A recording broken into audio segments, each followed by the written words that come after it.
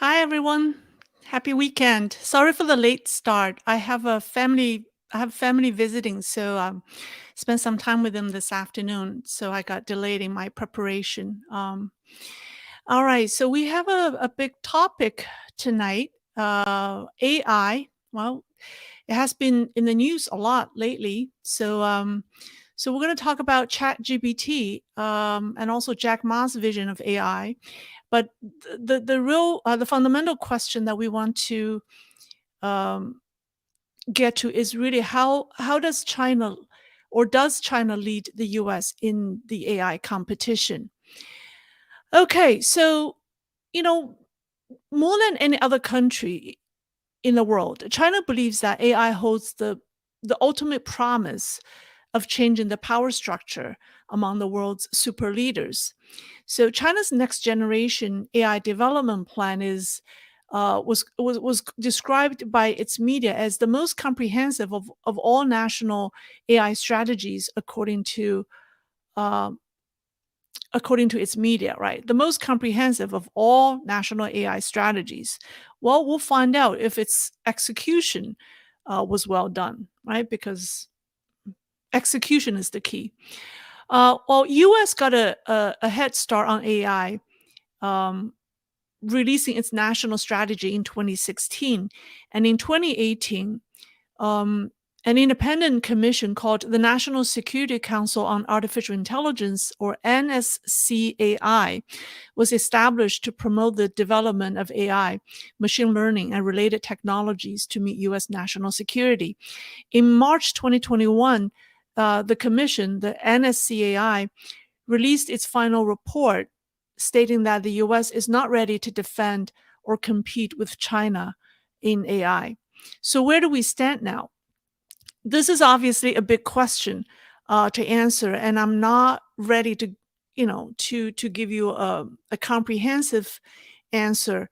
But what I like to do is kind of give a very high level summary of other people's analysis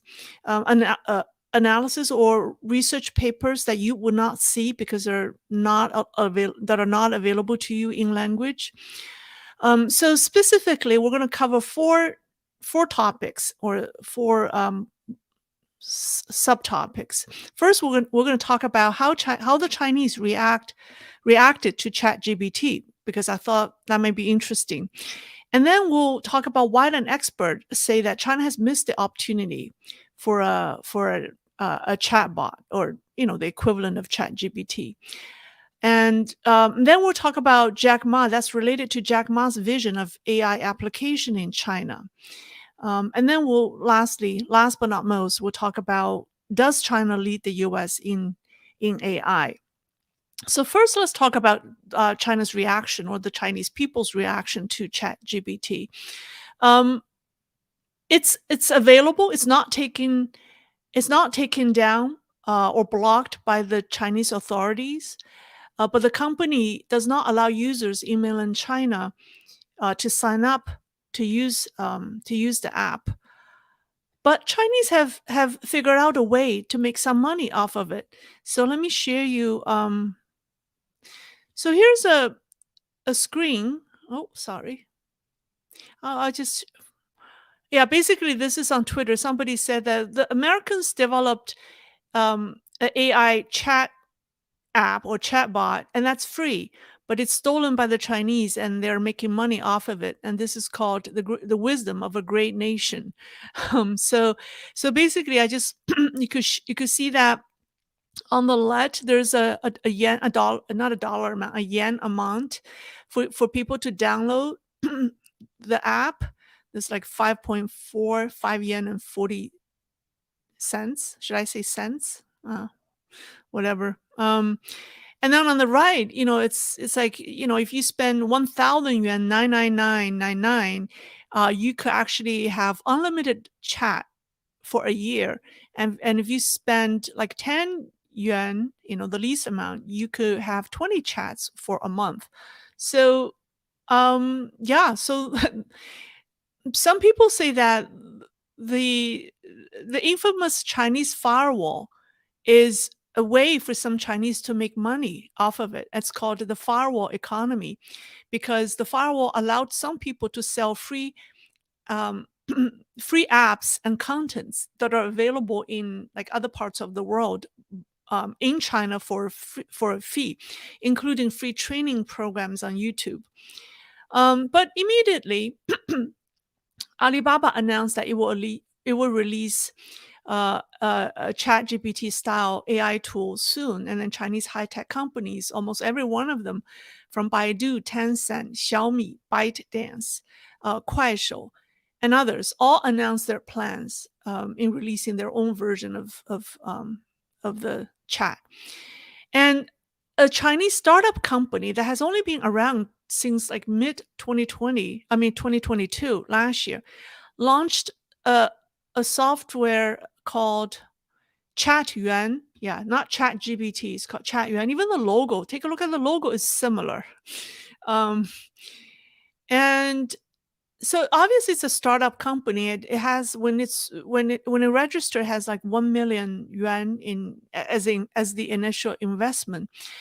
And then here's a somebody asked a question. So how do you evaluate Xi Jinping? And then here's the answer. It's politically correct. Right? Um, and then the next question is, how should we look at Xi Jinping for as a leader for the rest of his life? And then I mean, it just gives all the politically correct answer. Um, Now this app is not available because the website says it posted a message saying that services suspended due to alleged violation of relevant laws, regulations, and policies, and then it was later changed to system update maintenance. So um, I think the Beijing authorities would not let a small startup company. I don't doubt that this company has the technology to launch its app, but I think Beijing would not let a small potato, like somebody that has no connection into the government, to run this, to have to have the first mover advantage. So it obviously want to give the first mover advantage to one of the big tech companies that it can control, right? So now there's a what I do want to mention is there's a article written by a Chinese, obviously someone who is very familiar with the AI industry in China. And that person wrote an article titled "Why China Has Missed the Window of Opportunity of Chat GPT, or its equivalent." And the article is removed by CCP very quickly. So the content must be sensitive to the regime and not something that Beijing wants us to know. So I think it's important to share with you what's said in the article. The article reviewed the development. Maybe I should take that out because it's no longer relevant. The article reviewed the timeline of the past 3 years and how OpenAI, in the past 3 years, developed the product and also, made it available for commercial use. And that 3 year timeline corresponded to China's 3 year zero COVID.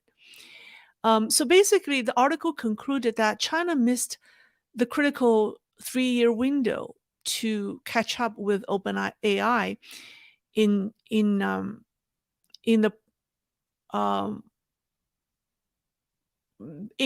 commercialize this product. And it gave three reasons. It argued that China has lost the advantage, or the timing advantage, or has lost the opportunity to catch up for a couple of reasons. The first is, he said, or she said, I don't know whether it's a he or she.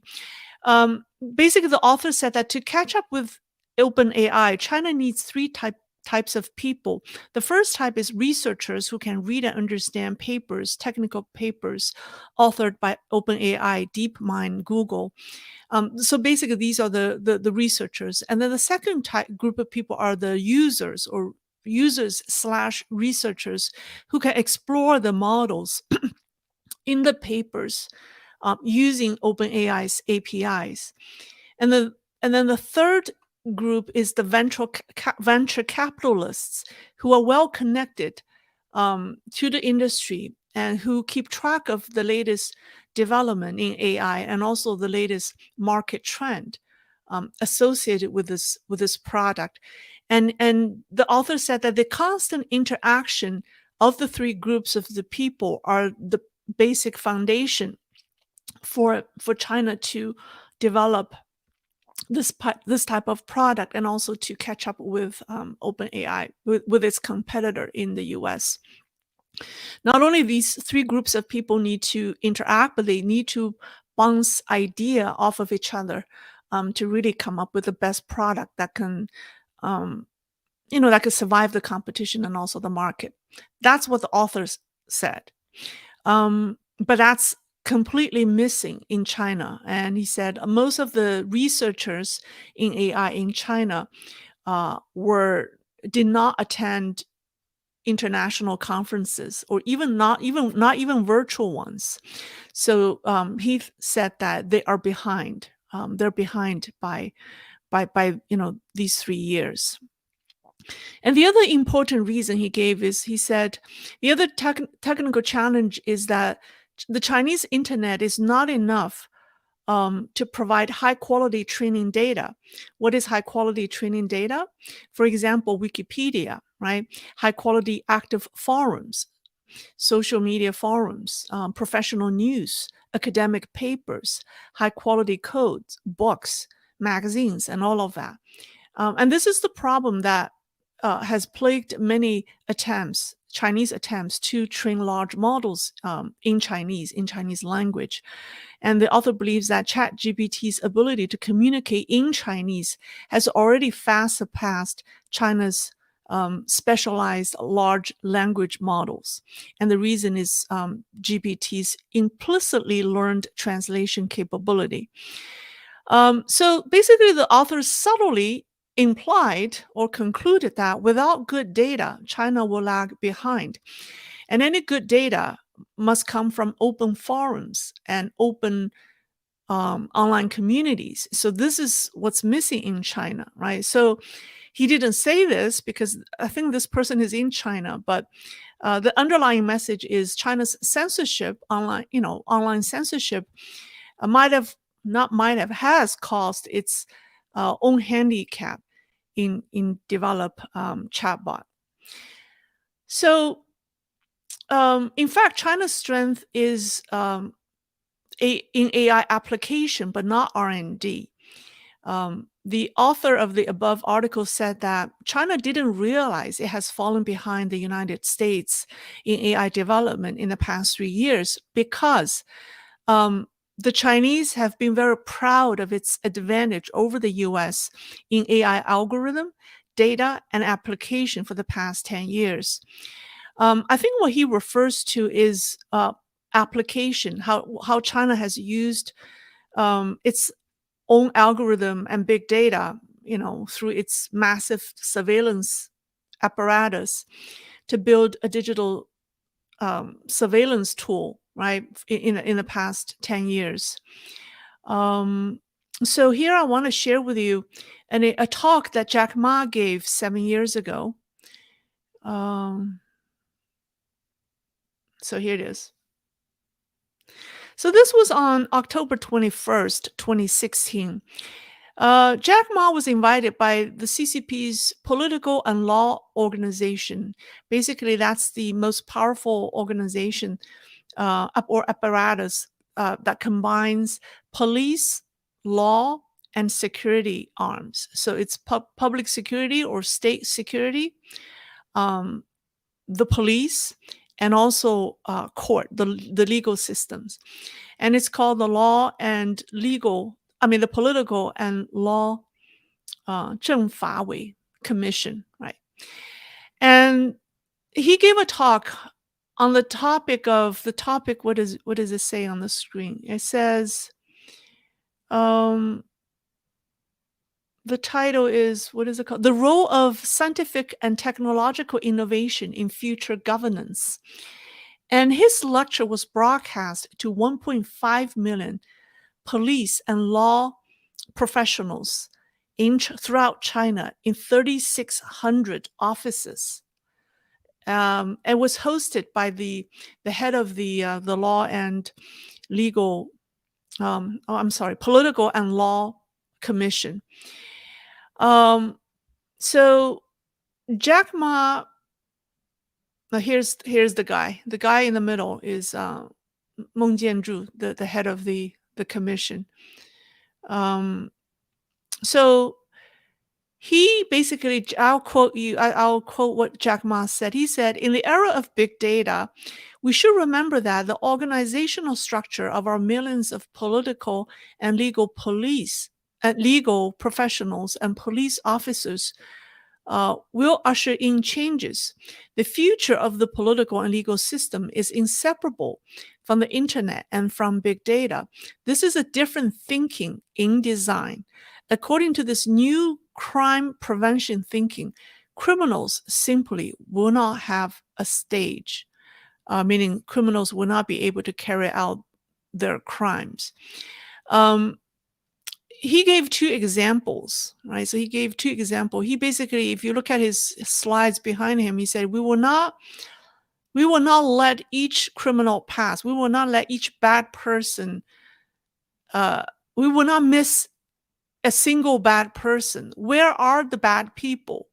He said, in the past, we only know them or recognize them. We only recognize them. Now the big data will allow us to identify them like ahead of time. So he talked about this preventive measure. So he gave two examples.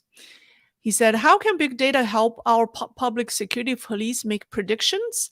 He said, it's normal for a person to buy a pressure cooker, to buy a clock, to buy gunpowder, and buy steel balls or what do you call that? They're tiny little pellets. They're not like big balls, but they're pellets. And he said it's perfectly normal if people buy them separately. But if someone buys them together, not together, at the same, within the same period of time, but from different stores, he said this will give us a good indication that person is building a bomb. Right. So he gave that example. And the second is he's talked about pickpocketing. He says it's difficult to catch, but if someone uses electronic payments, and the police can see that he has taken 50 different buses around the city in one day, that gave us a good indication that this person is very suspicious. So these are the perfect examples that Jack Ma gave, in terms of, I think these are the vision that the CCP has in terms of how to use AI in the civilian type of application. I'm not talking about military application. So I think that's what CCP has in mind. That's what this technology should allow it to do. So now let's get to the real question for this talk. So how does China compare with the United States in the AI war? I found several good papers on the subject. And the first one is published in August 2022 by two Chinese. The paper isn't in English, but I do have, here it is. Let me make this bigger. But this is just kind of, it somehow has an English synopsis, but the entire paper is in Chinese. It's done by, I call it Jia and Liu, right? It's called Comparative Analysis of the Current State of Competition of Artificial Intelligence in China and the United States and Inspiration. I'll provide a link. So that's one report, and I also have a couple of other reports I'll mention. It gave a very good overview of the history of the competition between the two governments. So here it gave kind of a timeline of China, how China started its AI drive. It started in 2015 in May, and when Xi Jinping announced the Made in China 2025 initiative, that's when they officially kickstarted the AI initiative. And then in 2017, China reported the next generation uh, AI intelligence development plan. It proposed to become the world's leading AI innovator by 2030. And then China's Academy of Sciences and Tsinghua University uh, are the two top research institutions directly under the government's management. Since then, competition around AI has become a main battlefield in the fight for dominance between China and the US.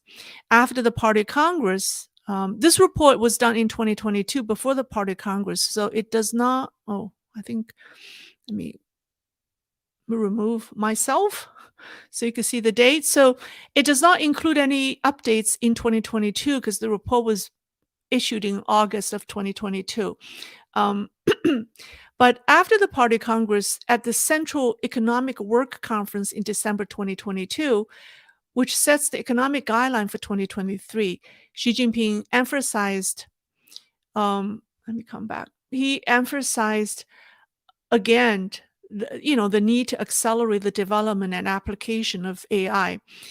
And then the Ministry of Industry and Information Technology proposed on January 11th of this year to accelerate the development of emerging industries such as AI. And there's a report. Before I get into the report, here's the chronological. This is the Jia and Liu report. It also did a review and an overview of timeline of the U.S. AI initiative. It started during the Obama. I think at the end of Obama administration, right? So 2016 October. So it's at the very end of the Obama administration, and a lot of development during the Trump administration.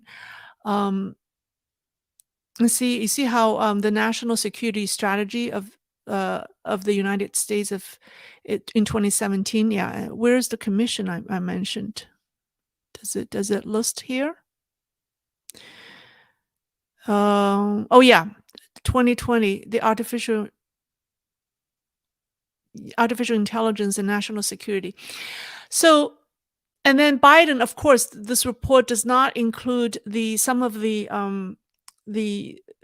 executive orders that the Biden administration issued during the last quarter of 2022, where it has banned the export of advanced chips to China and some of the other orders. So yeah, but so this is kind of an overview. I thought the person or the team, did a good job by comparing the chronological events for both governments.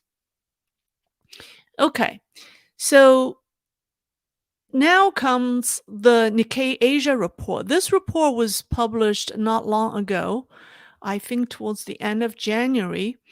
Nikkei Asia teamed up with a Dutch scientific publisher firm called Elsevier. They reviewed academic papers for the US and China, published by American scientists and the Chinese scientists, by referencing 800 plus AI related keywords.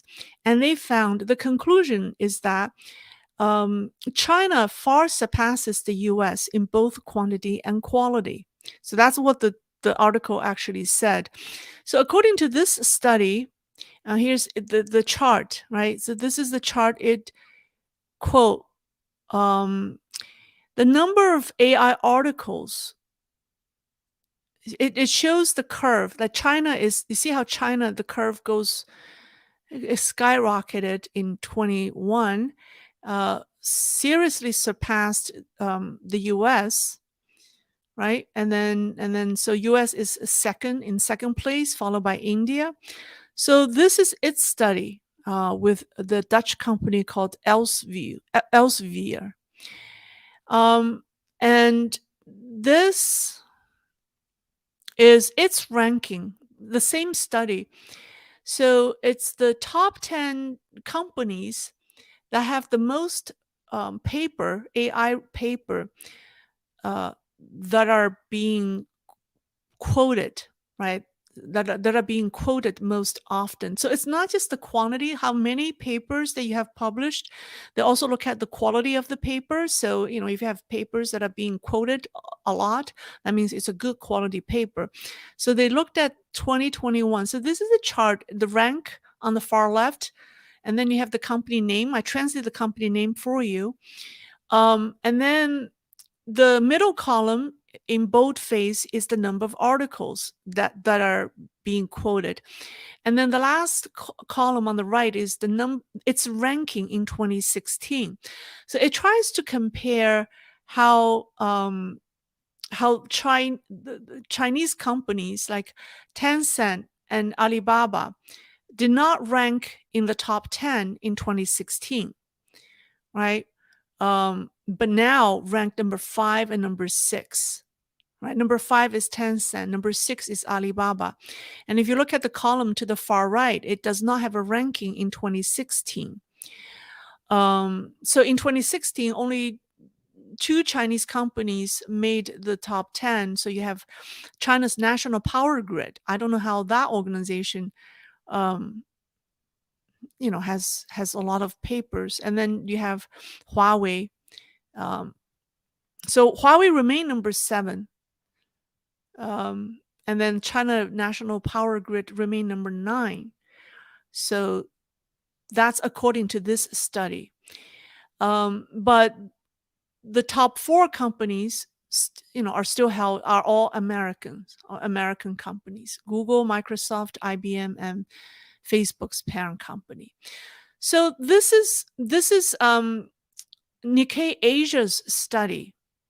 However, I have to say, however, this article, this paper, this academic paper that's well researched and well documented, disagree with Nikkei's study.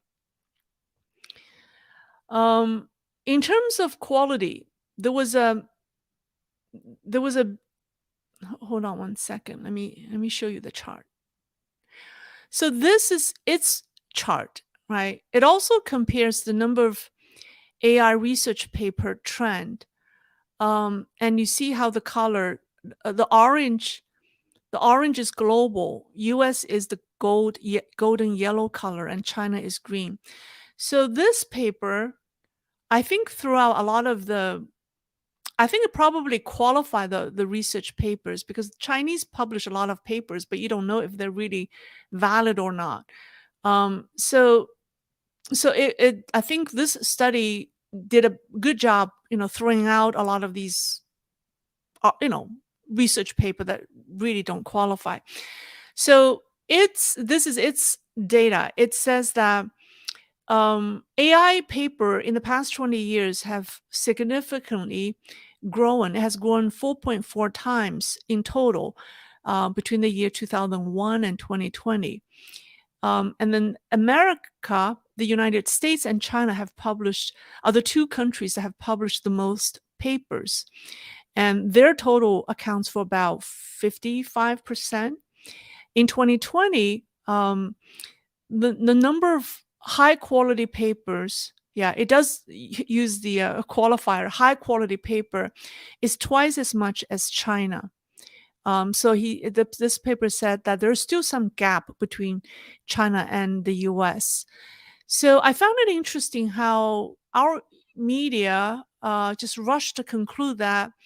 I think that Nikkei Asia, let me come back. That Nikkei Asia article is quite widely quoted. So people are saying, "Oh my goodness, China outperformed the U.S. in AI research in both quantity and quality." That's sort of the, you know, the byline, or the headlines, right? So, but if you really look at this Chinese study, this is this is an academic paper, so everything is documented and well sourced. It does not have that conclusion. It has the opposite conclusion. So I found that interesting. I think that our media, with their resources, again, I always say this, they should do a better job. If I can find this information, given the limited resource I have and time I have, they should do a better job.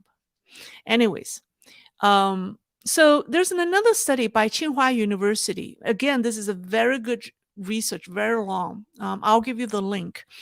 It gave a 10-year review. This paper was published in 2021. It gave a very good 10-year review of AI, the AI industry, and compared China with with the rest of the world, and has some very interesting revelations. So first of all, it showed what it did is it looked at the world's top 2000 AI talents, right? There's I think the industry has like a list of 2000 people that are considered the top 2000 who is who in the industry. But because there are duplications, because the same person can be considered top talents in multiple categories within AI. So the actual number of people are less than 2000. So it has like 1800 something because of the duplication. So it took a look at that. It's 1833. That's the number of AI considered top AI researchers or talents. And they're from 37 countries around the world. And it's color coded. US, the majority of them are in the United States. So the United States has 62% of this 1800 people, or the top 2000 talent. The United States has 1,244. That's more than half of the total number.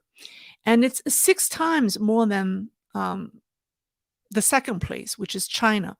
China has 196 researchers who made the list. And again, this is by Tsinghua University. I think it has no reason to glorify the United States, right? It's a research paper done by Chinese, so that's why I think I really believe their numbers. So China only has about under 10% of the world's top talent, and Germany is in the third place. I have a chart. Here's the country, the number of scholars by country. Here we go. Yep. So followed by Germany, and yeah. So U.S., China, and Germany are the top 3 countries that have more than 100 top talents.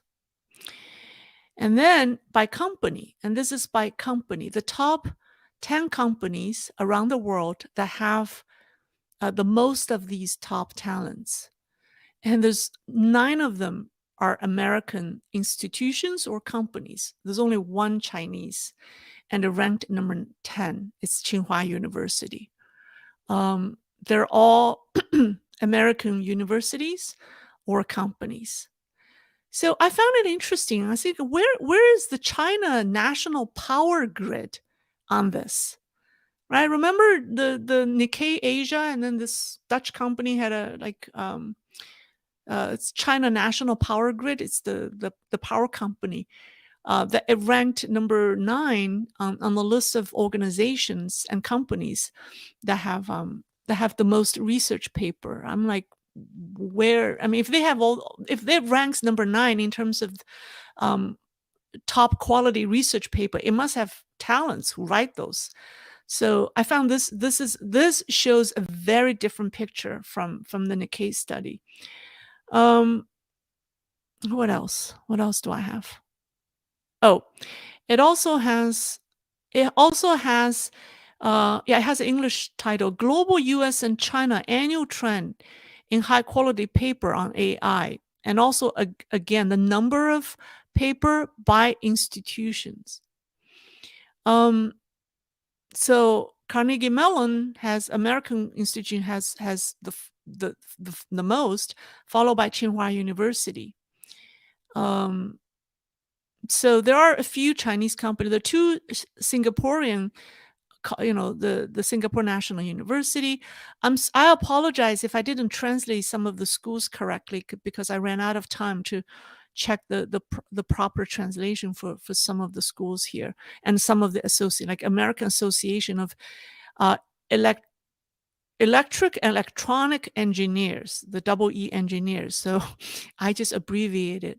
So here are the list of institutions that have published the most, and also companies that have published the most papers.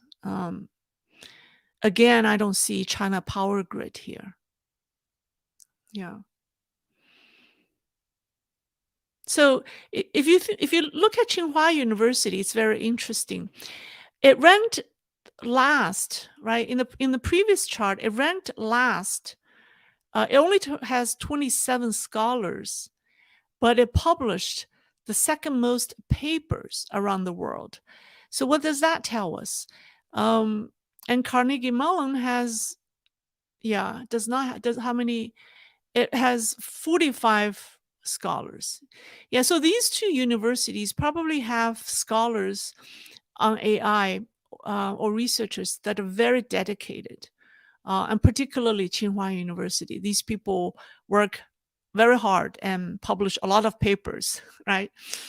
Um, okay, so let me see what else. Oh yeah, let's talk about supercomputers. I'm not ready to talk about that yet. Okay, so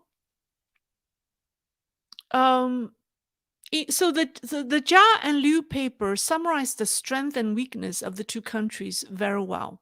So it basically said that the U.S. is still the world's leader in AI development. It has because for several reasons. It has considerable advantages in high quality R&D and high caliber talent. It also has advantage over China in terms of advanced AI chips. And last but not least, it has a mature capital market for support. So these four things make the United States still the world leader ahead of China. Again, considerable advantage in high quality R&D. It means the quality, it produces cutting edge R&D. Whereas China, I'll talk about, produce a lot of R&D. It's the volume. China produced the most volume in terms of its R&D. It just does a lot. And the United States does quality R&D. So again, U.S. advantage is high quality R&D, high caliber talent. It has advantage over the AI chip, and also has a capital market that's very active and mature. And so the entire industry, from research to development to commercialization, is mature and well developed. Now, China's advantage is again, this is the research paper done by two Chinese. And said China far exceeds the US in total R&D volume. The amount of R&D work China does seems a lot because they have a lot of paper, and they may not be quality paper. And also China exceeds the US in the number of supercomputers. I have a chart. So you see how the gold is US, the blue is China. So somewhere in 2016, China announced its AI initiative in 2015, and the U.S. Kicked off its AI initiative during the last few months of the Obama administration, in the last quarter of 2016. So somewhere around that time, China overtook the US in terms of having the number of supercomputers. So this paper argues that this is one of the advantage. One of the advantage that China has over the US. It also argues that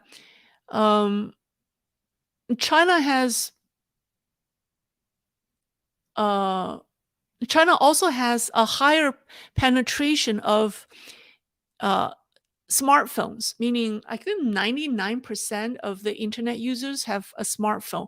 And that percentage, this paper said, is higher than the United States.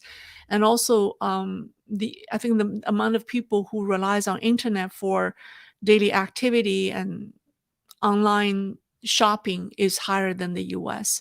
So it says it, it has access to more user data. Of course, China, everything is a digital surveillance. Your cell phone is basically your digital chain to the regime. So it argues that China has advantage over the U.S. in having access to a bigger pool of user data. Um, so China leads U.S. in AI application, big data, and penetration of smartphone and the internet. Um, so what China lacks, it says, is talent and high quality R&D and capital. So the paper suggests for China, China should attract talent from around the world and offer incentives to its R&D people to conduct high quality research. This is very interesting. So it sounds like Chinese researchers are just cranking up random research without thinking about the quality. I think I think this could be a byproduct of its communist system, right? People are evaluated by the amount of work they do, but not by the impact of their work. So everything's very bureaucratic. So if you're in academia, you just, if you want to be promoted or get more money or get more grant, you just, publish more paper without worrying about the quality of the paper. So, but that's hurting China right now. And also it says the China needs to improve collaborations and communication between its universities, research institutions, and also private companies and funding, because there is a disconnect in creating a synergy between the private industry, the schools, and also its research arm. So there has not been a synergy. Again, it's a government controlled environment. So if the government does not tell them to collaborate, people probably will not collaborate, because it just has a different model, right? Although, okay, here's the warning to the US. Although the US leads China in talent, 2/3 of the top AI talents in the US are born outside of the US. So of the 2,000 people that I mentioned, 2/3 of them are foreign born. So it's important for the United States to keep these people and not lose them. By the way, China, you're probably thinking, well, a lot of these Chinese, but China has a problem. The paper said China has the same problem, or probably a worse problem than the United States, of losing its talent, because a lot of its students or research talents, they stay in the U.S. They don't go back. And I think in the current political climate, probably more people want to stay in the U.S. They don't want to go back. So China has similar problem, and it's worrying about that too. Last but not least, I want to talk about a Georgetown University's technology policy group called CSET. It just came out with a report, I think a few days ago, maybe a week ago. It's in February. And this report found that the US investors, including Intel, has contributed significantly to the Chinese AI industry. So this report found that companies such as Intel and Qualcomm accounted for nearly 1/5, not just these two companies, including these two companies, right? All US investors combined accounted for nearly 20% of the investment in China's AI companies from 2015 to 2021. And the report said that 167 US investors participated in 401 related investments, and accounting for 17% of the investments in Chinese AI companies during the same period. Yeah. And these deals represent a total investment of 40 billion US dollars over the 6-year period. For example, Qualcomm Ventures and Intel Capital participated in 13 and 11 investments in Chinese AI companies, respectively. So this report says, I just want to read you a quote. It says the US government is not currently in a position to effectively monitor, measure, or regulate outbound investment flows to Chinese AI companies.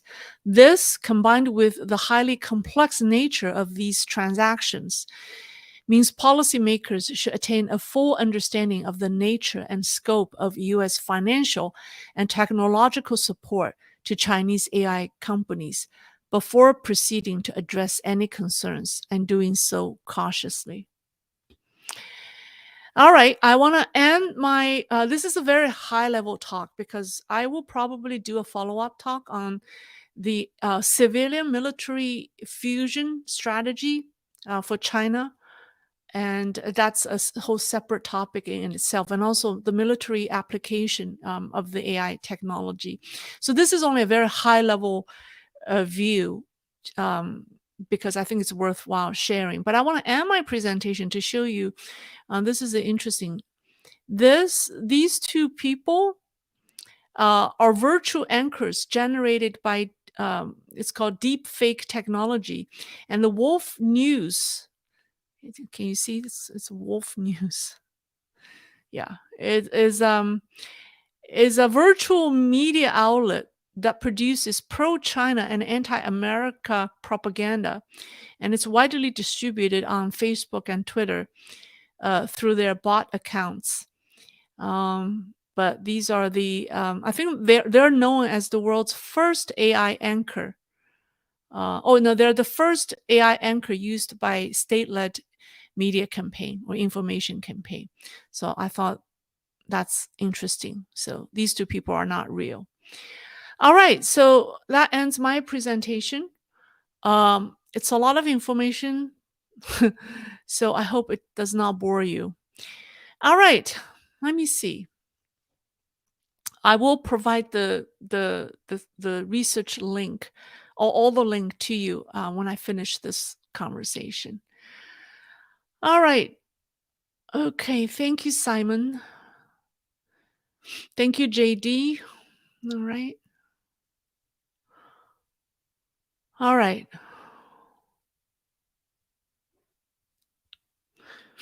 Okay. All right. Travel with love. Thank you, Lei. 谢谢你老师. Okay, there's some I think Scandinavian language that I don't know how to pronounce. Sorry. But thank you for the Chinese. I don't consider myself a teacher, but that's an honor. For any Chinese to be called a teacher is an honor. So I'm honored. Thank you, Venkat. All right.